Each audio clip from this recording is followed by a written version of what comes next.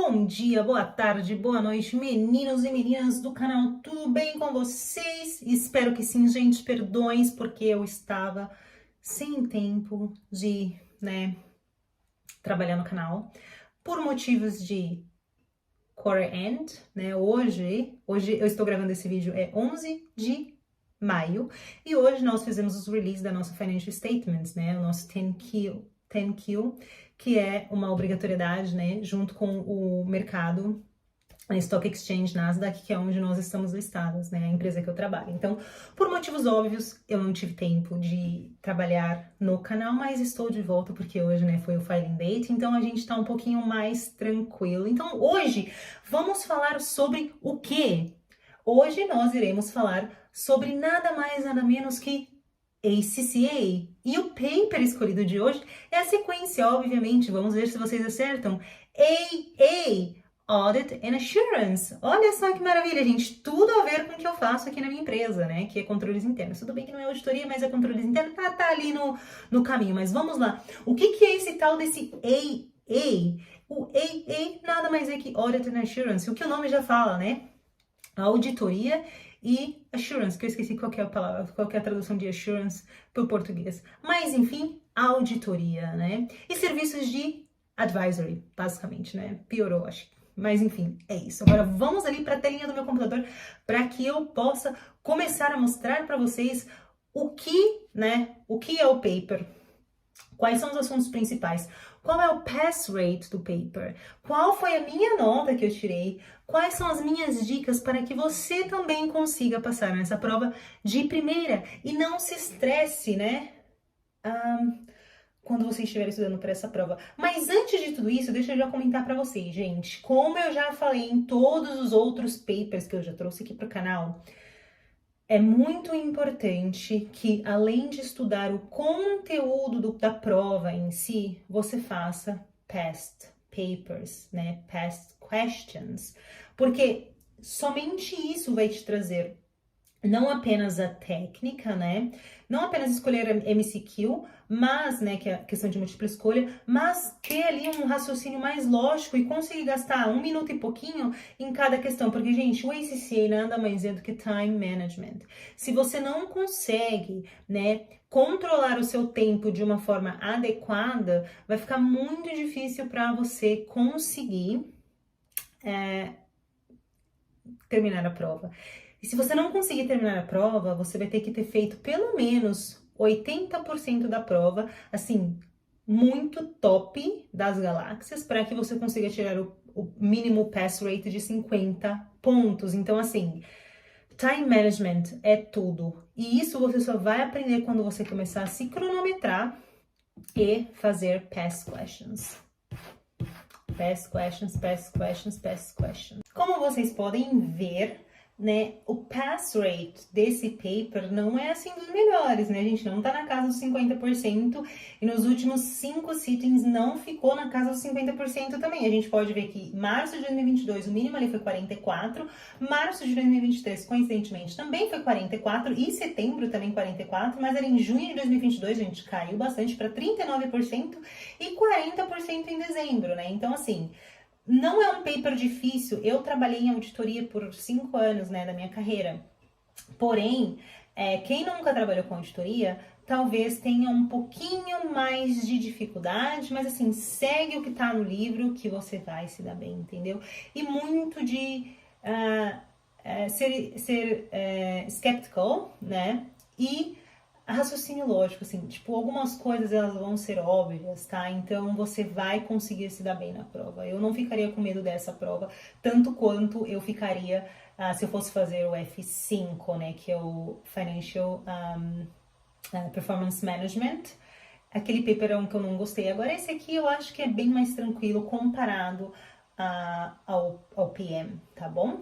Então, basicamente é isso. Agora, gente, os sílabos. O que é o sílabus em si, Quais assuntos a gente vai aprender, a gente vai ver no AA? Tem muita coisa no AA, tá bom?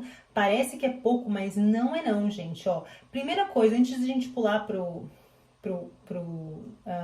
sílabus em si, se O AA, ele vai build up o AAA, né, o AAA, que é o Advanced Audit and Assurance, né, que é o paper, né, professional.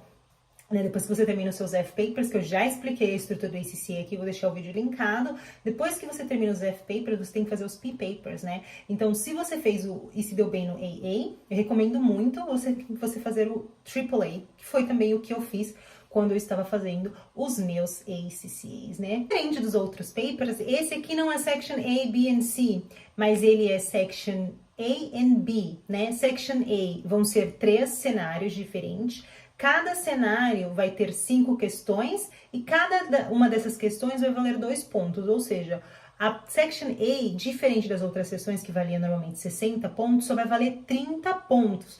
Quando a gente vai para a Section B aqui, a gente vai ter uma section de 30 pontos e 2 sections de 20 pontos cada, né? Então, ou seja, aqui nós vamos ter 70 marks e 30 marks na Section A. Obviamente, por onde vamos começar? Pela questão de 30 pontos, né? Essa é a minha recomendação para você quando você for fazer a sua prova.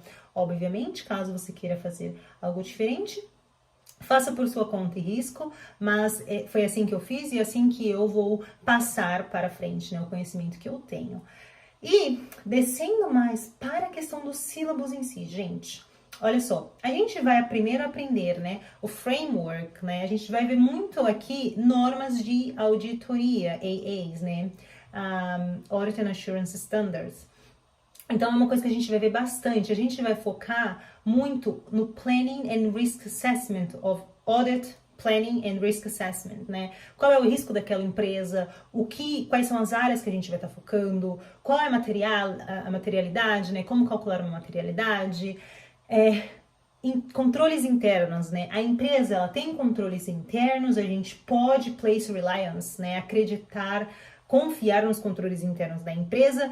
Consequentemente, a gente vai estar reduzindo, né, os nossos testes, né, testes substantivos, ou não, é uma empresa que é puramente teste substantivo, e a gente não vai estar confiando, né, testando os controles internos. Então, você vai ver esses 2 cenários. Os audit evidence, quais são os documentos que a gente precisa ter do cliente, né, para ter certeza que aqueles números que eles estão, né, fazendo disclose nas financial statements são accurate, né?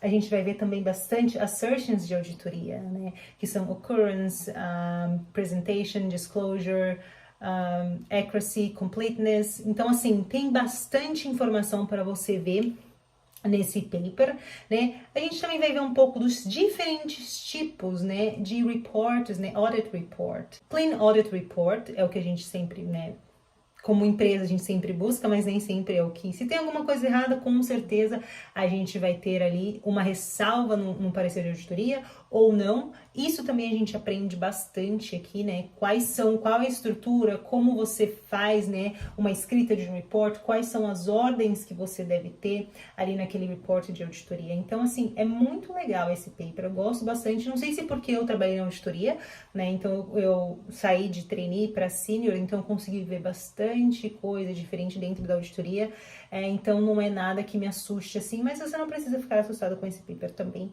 não, porque é muito straightforward, né? Então, gente, olha só, quando a gente desce nos sílabos, né, aqui ele já fala assim um pouco mais quebradinho ali, o que a gente vai ver, né, como eu falei no começo, framework, né? Qual é a regulação da auditoria e assurance, né? As normas, as standards de auditoria que a gente precisa seguir, né, e aplicar quando a gente está fazendo auditoria de um cliente, né? Porque não é simplesmente ir lá ver coisa da minha cabeça. Todos os programas de auditoria, gente, se você já trabalhou em auditoria, você vai saber. Os programas de auditoria, eles seguem um padrão, né? Esses padrões normalmente vêm das normas de auditoria, né? Que as empresas de auditoria, o que elas fazem?